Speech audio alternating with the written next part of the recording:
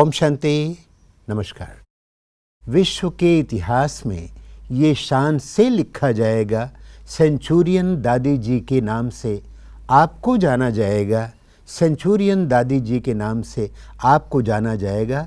जब तलक धरती गगन जग गौरव गाथा गाएगा, अध्यात्म विभूति दादी जी जग आपको भूल ना पाएगा, आपको भूल ना पाएगा।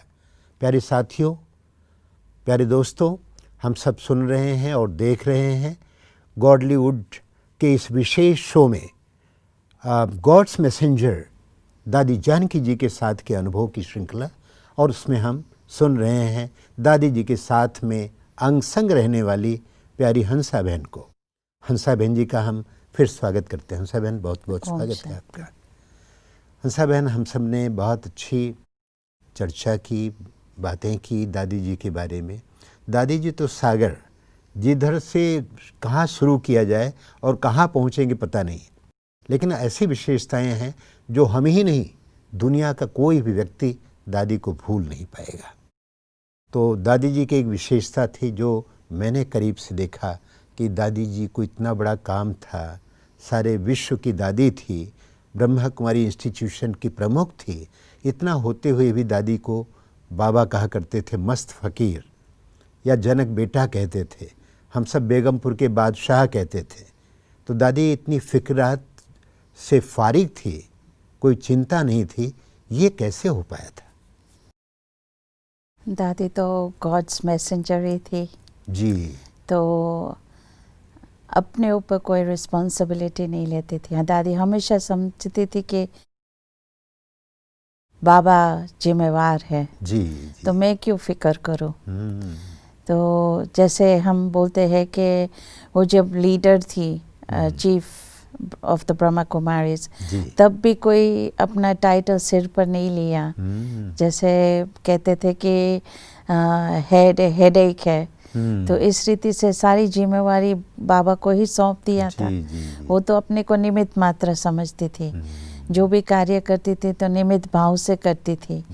तो उस रीति से अपने आप को बहुत हल्की रखती थी। और जैसे उमंग उत्साह दिलाना, खुद में भी इतना उमंग था कि कभी थकती नहीं थी भगवान को याद करने में या कारोबार करने में। कोई मीन्स कंटिन्यूस उसका यही रहता था कि हमको देना ही है। जैसे सागर समान वो देती ही जा रही थी, कभी खुटता नहीं था उसका, अनलिमिटेड। हम कभी कभी हद में आ जाते हैं कि आज थोड़ा ये सेवा नहीं करेंगे या वो सेवा नहीं करेंगे, या कभी थक जाते हैं। दादी को हमने इसमें नहीं देखा। हाँ, हमेशा अपने आप को जैसे बहुत बेफिक्र से चलाती थी, बहुत नेचुरल, इजी। जैसे बहुत जैसे वो शब्द यूज़ करती थी, लाइट माइट, तो एवरीथिंग राइट ही हो जाता था। बहुत लाइट रहती थी, और जैसे लाइट हाउस की तरह ही उसने सेवा की, सबको गाइड करना, उमंग उत्साह दिलाना, आगे बढ़ाना, ना उम्मीदों को उम्मीदवार बनाना। तो ये दादी जो उसके सामने आते थे, जो रोता हुआ भी आता था तो हंसता हुआ जाता था। तो इस रीति से दादी की सेवा शुरू से चलती आई। जैसे कि कोई भी छोटा से छोटा या बड़ा से बड़ा, उनकी सब रीति से पालना करना है, सेवा करनी है, प्यार देना है, आगे बढ़ाना है। इस रीति से दादी में हमने उनकी सारी एक्टिविटीज़ में देखा। तो ऐसा लगता है हंसा बहन कि यूँ तो लोग भी, दुनिया वाले भी कहते हैं कि भाई हम तो भगवान साथी है, भगवान का कारोबार है, लेकिन कह लेते हैं। लेकिन दादी की जो बेफिक्री की जो बादशाहत थी, वो बताता है कि दादी में निश्चय बहुत अच्छा था, पूरा निश्चय बुद्धि थी। निश्चय होने के कारण दादी को कभी भी ये न लगा कि मैं हेड हूँ और मेरे बिना किए कैसे होगा, या आज ये हो रहा है कल क्या होगा। जैसे ब्रह्मा बाबा निश्चिंत, वैसे दादी भी निश्चिंत रही। ऐसा ही ना? जी। तो बाबा में पूरा निश्चय। जी। जैसे हम भी कुछ भी कार्य करते तो दादी को पूरा निश्चय रहता था कि ये कर ही लेंगे। जी। तो उन्होंने बाबा में निश्चय, हाँ। पूरा निश्चय, और साथियों में भी निश्चय। साथियों में भी क्या बात निश्चय। है, बहुत अच्छा। तो हम लोगों को भी सबको पूरा निश्चय रखा। जो भी जैसे कि कोई प्रोजेक्ट चल रहा था तो किसी को सौंपा, पूरे निश्चय रखा कि ये कर ही लेंगी। तो करने वालों में भी उमंग, उत्साह कि वो दादी ने मेरे में निश्चय रखा है, विश्वास रखा है, तो ये मैं कार्य अच्छा से अच्छा ही करूँगी। तो ऑटोमेटिकली इस रीति से फिर सेवा हो जाती थी। अगर निश्चय नहीं रखती थी, विश्वास नहीं रखती थी, तो फिर वो कार्य में सफलता नहीं देख सकते थे। बिल्कुल। ये बड़ों की बहुत बड़ी खूबी रही कि जानते हैं कि एक दो बार कुछ होगा, ऊपर नीचे होगा, किसी को देंगे, लेकिन करते करते तो वो पक्का हो जाएगा ना। जी। तो विश्वास रखा, बहुत अच्छा है। मैंने देखा दादी जी के साथ एक जुमला जो है जुड़ गया था। वो जुमला था कि मैं बैठा हूँ ना, हाँ, बाबा कहता है मैं बैठा हूँ ना, और फिर बोलता क्या बात है, क्या बड़ी बात है, हो जाएगा, हो जाए। तो ये दादी के साथ स्लोगन जुड़ गया था। ये दादी की बेफिक्री, बादशाह जो है, दादी का बेगमपुर का बादशाह जो कहते हैं, ये दादी जी की विशेषता दिखाता है। जी।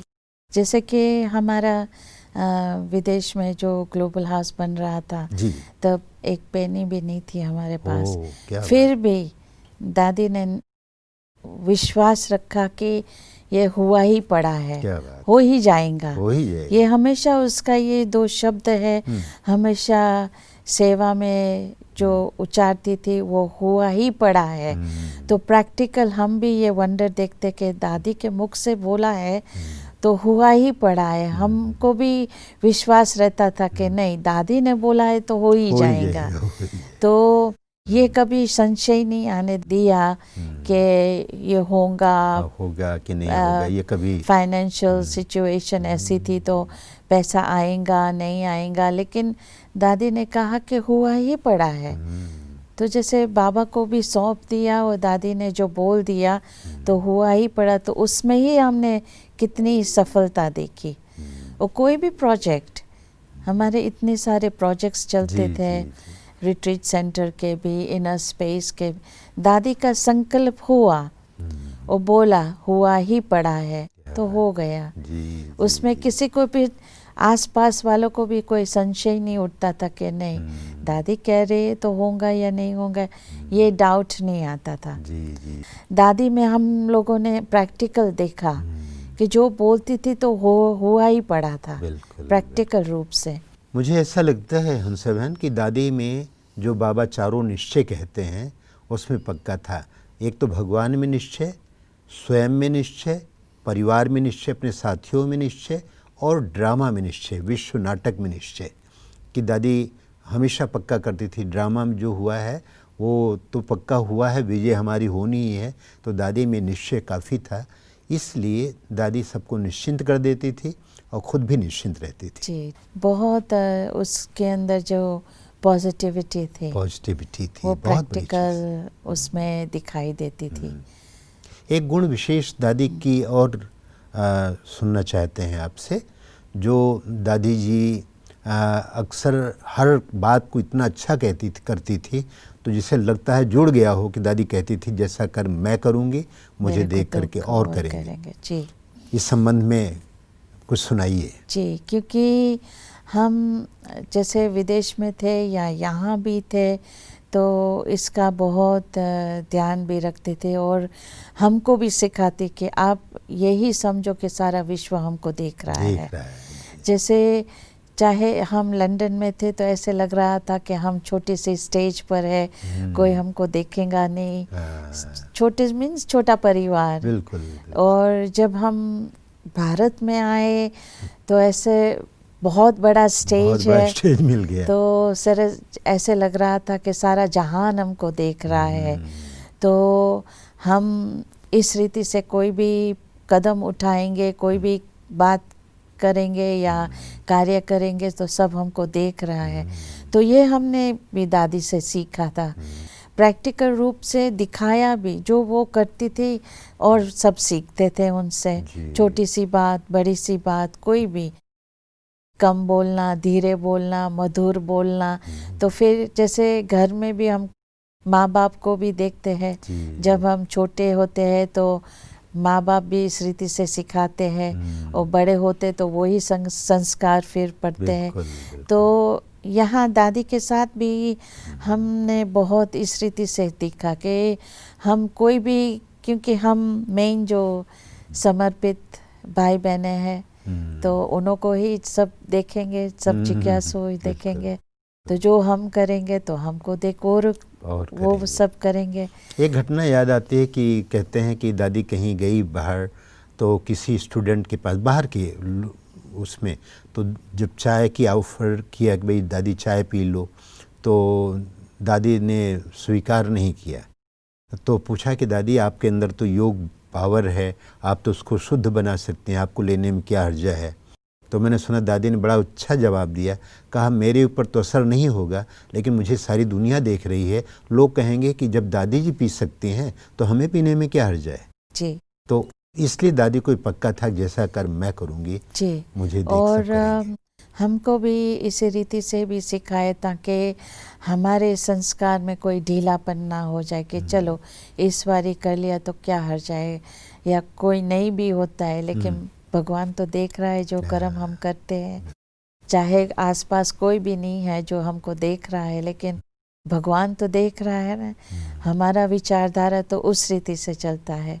लगे हाथों पूछ लेता हूँ आपसे कि देखो ये आपका भी तो एक जीवन है ना, बच्ची, छोटी बच्ची से लेकर बड़ी हुई है, कभी भी आपको मन में इधर उधर कभी देखूं, पिक्चर देखूं या कुछ बाहर के जाऊं, कुछ आकर्षण है, कभी व्हाट्सअप देख लूं, कुछ ऐसी चीज़ देख लूं, कभी बुद्धि में इधर उधर कहीं कुछ भटका नहीं आपका मन? जब मैं छोटी थी, अच्छा, स्कूल में जब थी, तो मेरे संस्कार ही बहुत सिंपल थे। अच्छा, ऐसे हमने शुरू से जैसे कोई सहेलियाँ रखे, क्योंकि हम समझते थे कि सहेली, फ्रेंड्स रखना माना बैड कंपनी। आजकल तो संसार में यही देखते हैं कि जो भी संग रखते हैं, जैसा संग होता है वैसा रंग चढ़ता है। जी, जी। तो शुरू से ही हम बहुत जैसे घरेलू थे, जैसे स्कूल से आके सीधा घर में और कहीं यहाँ, और सहेलियाँ रखते हैं तो फिर रेस्टोरेंट में जाना है, फिर सब अलग प्रकार का खाना खाना है, या सिनेमा में जाना है। तो इस रीति से कंपनी के हिसाब से, बैड कंपनी के हिसाब से मैं कभी फ्रेंड्स नहीं रखती थी। हाँ, घर में ज़रूर आके जैसे टेलीविज़न कोई सीरियल देख ली, लेकिन मन कभी ऐसे कोई ख़राब नहीं हुआ उसी रीति से। बहुत बड़ी बात। लेकिन यहाँ भी जब हम समर्पित हुए तो टेलीविज़न की तो कोई बात ही नहीं थी, क्योंकि दादी तो कहाँ भी टेलीविज़न रखवाती ही नहीं थी, क्योंकि आपको मालूम है कि क्या क्या टेलीविज़न में आता है, बिल्कुल नेगेटिविटी सब आती रहती है, ख़राब चीज़ें आती है जो हमारा माइंड को भी पलूट करता है, ख़राब करता है। इसलिए दादी ने मीडिया वालों की बहुत सेवा की, तो उन्हों को सिखा रही थी कि आप लोग अच्छी चीज़ डालो, ताकि सब जो देखने वाले व्यूअर्स को भी जैसे अच्छे संस्कार पड़े, आध्यात्मिकता जीवन में आए, मूल्य जीवन में आए। तो इस रीति से हाँ, हम फ़ोन्स वगैरह ज़रूर रखते हैं, ऐसे नहीं कि हम नहीं रखते हैं, और व्हाट्सएप भी रखते हैं, लेकिन कभी बुरे रीति से हमने यूज़ नहीं किया। जैसे कई लोग ऐसे कई बातें लिखते हैं, भेजते हैं, और फ़ोन्स इसलिए हमने रखा क्योंकि हमने बहुत ही अच्छी रीति से इसका उपयोग किया जी। जैसे कि हम चाहते थे कि दादी कभी ठीक नहीं रहती थी, तो कोई जैसे मधुबन में कोई कार्य चल रहा है, दादी पहुंच नहीं पाती है, जैसे पांडवन में भट्टिया चल रही है, या ज्ञान सरोवर में विंग प्रोग्राम चल रहा है, और दादी विंग प्रोग्राम में पहुंच नहीं पाती है, तो हम ही खुद फ़ोन द्वारा उसका छोटा सा वीडियो बना के दादी से बुलवाते थे, दादी आपकी तबीयत ठीक नहीं, आप ऊपर नहीं जा पाओगे, लेकिन आप 2 मिनट कोई इस विंग का प्रोग्राम है, जैसे मीडिया विंग या ट्रांसपोर्ट विंग, तो उसके बारे में आप कुछ 2 शब्द बोलो। कभी तो ऑडियो कभी वीडियो भेज दिए जी, तो वो मैं फिर ऊपर भेज देती थी और वो सब सभा को दिखाते थे, ताकि वो भी मिस कर रहे थे कि दादी आएंगी नहीं आएंगी, सोचते थे। तो हर एक की दिल तो होता है कि हम भी दादी से रूबरू मिले, सन्मुख मिले, तो वो कभी नहीं हो पाता था, तो हम वीडियो भेजते थे। तो हमको ये साधन जो है बहुत पॉजिटिव रीति से हमने यूज़ किया। कभी जैसे विदेश में भी संदेश भेजना है, हर गुरुवार को हम संदेश भेजते थे। अमृत वेला के बाद दादी से 2 शब्द बुलवाते थे, दादी आपका अनुभव क्या रहा आज का अमृत वेला का। या संडे विदेश में बहुत सब जगह बहुत बड़ा प्रोग्राम रहता था, क्योंकि जो आसपास सेंटर थे वो मेन सेंटर पर आते थे, तो उस समय भी हम दादी का संदेश भेजते थे। लंदन में या अमेरिका में या कोई भी कंट्री जो मांगते थे कि दादी का थोड़ा संदेश भेजो, तो हम फ़ोन से उसका ऑडियो लेते थे या वीडियो लेते थे। तो उस रीति से ज़रूर हमने पॉजिटिव रीति से भेजा गया, लेकिन हमने फ़ोन होते हुए भी ऐसे कभी मिसयूज़ नहीं किया है कि चलो आज कोई पिक्चर देख लूँ या कोई चीज़ देख लूँ, इस रीति से हमने यूज़ नहीं किया। ये बताइए कि आपके साथ दोनों बातें हो सकती हैं कि दादी जी के साथ में रही तो दादी जी के संग का रंग लगा, आपको बुद्धि जो है व्यर्थ बातों में और बुराइयों में गई नहीं।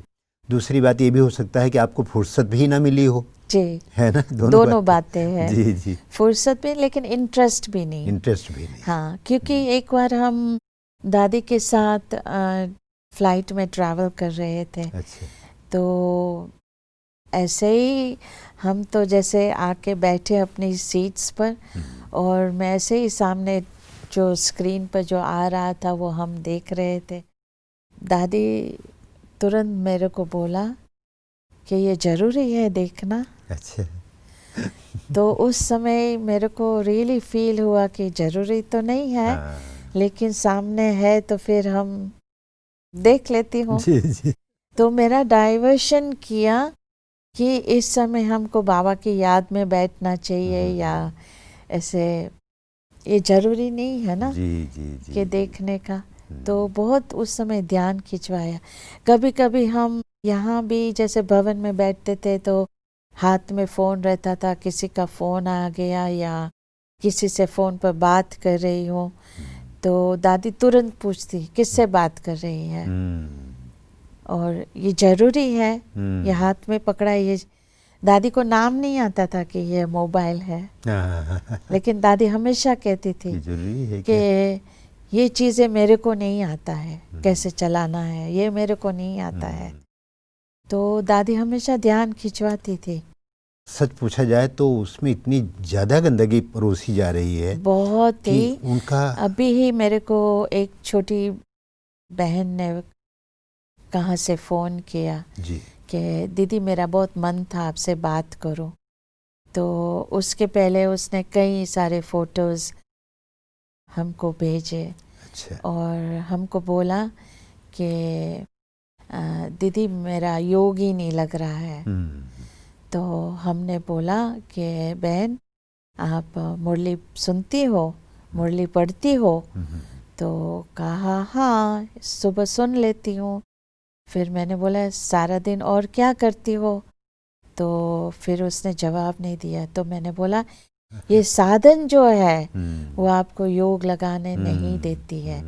उनकी जगह पर आप मुरली उठाओ और जैसे दादी 12 वारी मुरली पढ़ती थी आप भी 12 वारी मुरली पढ़ो तो दादी मीन्स आपका अच्छा योग लगेगा।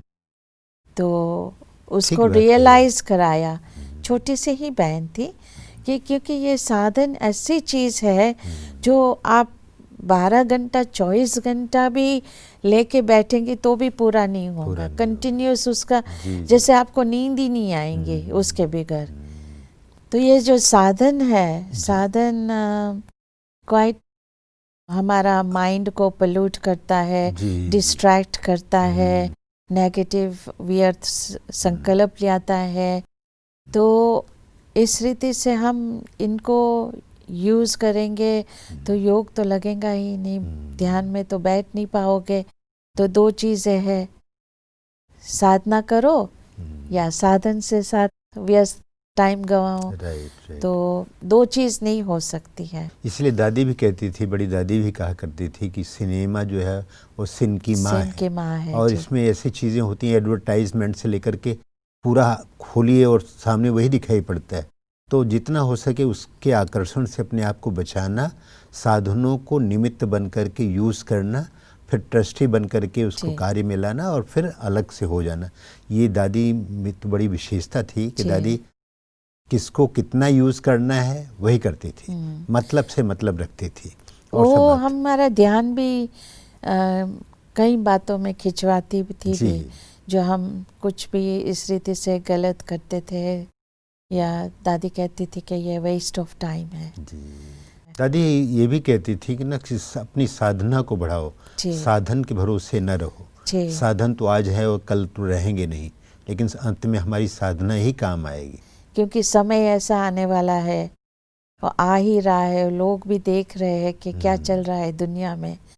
तो हमको इतनी शक्ति चाहिए, हमारे में इतना योग बल चाहिए, तो ये सो बातें जो है हम उनको फेस कर सकते। आजकल लोग बहुत फियर में है, भय में है, कि चिंता में है, तो वो लोग फेस नहीं कर पा रहे हैं। तो इसलिए ये योग बहुत जरूरी चीज़ है। योग बल हमारा काम योग करेगा। बल बहुत जरूरी चीज़ है शक्ति भरने के लिए।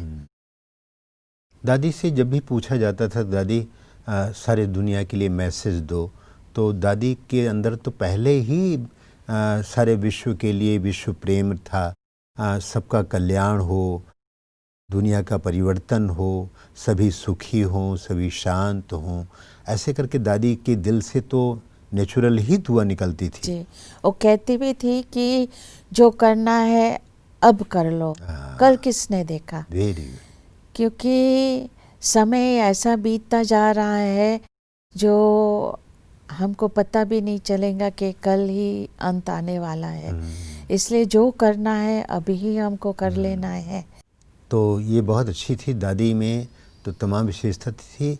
एक बात और बताइए कि दादी की जो प्योरिटी थी कि दादी को बुद्धि उधर उधर न जाए, और विदेश में रह कर के विदेशियों को भी, जो जहाँ की संस्कृति कितनी पोल्यूटेड है, वेस्टर्न कल्चर में तो नग्न संस्कृति है, वहाँ पर कैसे रहते हैं, तो मुझे लगता है कि दादी भी विदेशियों को देख कर के इस पर ध्यान तो खिंचाती होगी।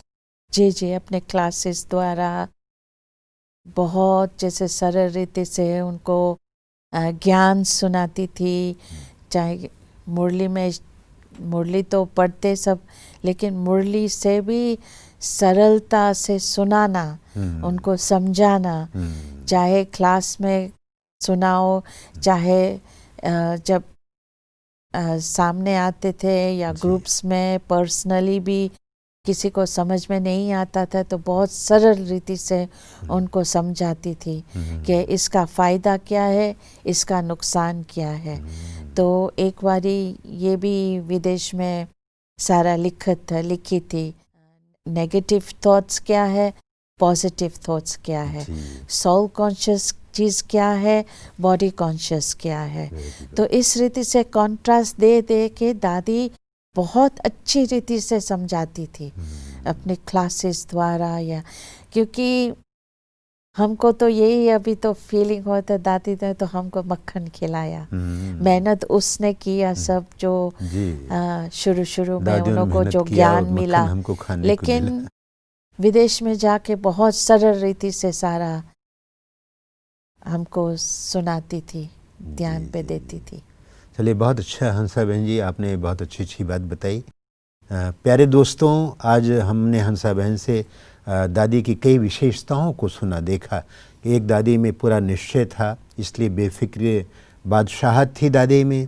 दादी में सत्यता थी, सच्चाई थी, सफाई थी, और दादी में कभी भी समय को व्यर्थ न करने का एक गुण था ऐसा कि अपना पल पल सफल किया। इसलिए दादी कहती थी कि मैं घड़ी नहीं पहनती हूँ लेकिन अपनी हर घड़ी मैं सफल करती हूँ। और दादी ने सबको अच्छी अच्छी प्रेरणाएं दी, सबका उमंग उत्साह बढ़ाया। दादी तो गुणों की खान थी। हमने बहुत अच्छी अच्छी चीज़ सुनी। साथियों, हम फिर सुनते रहेंगे, अगली कड़ी में सुनते रहेंगे। तब तक के लिए इजाज़त दीजिए। नमस्कार, और हंसा बहन जी को बहुत बहुत धन्यवाद। थैंक यू हंसा बहन।